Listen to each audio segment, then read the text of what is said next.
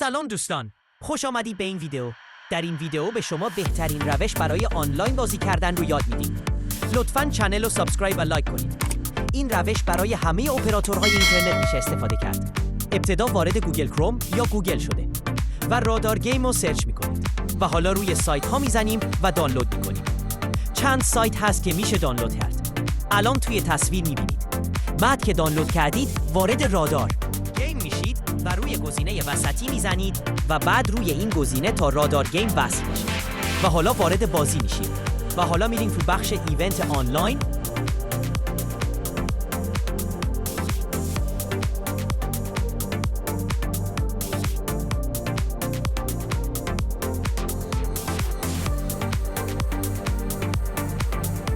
و چند ثانیه صبر میکنیم.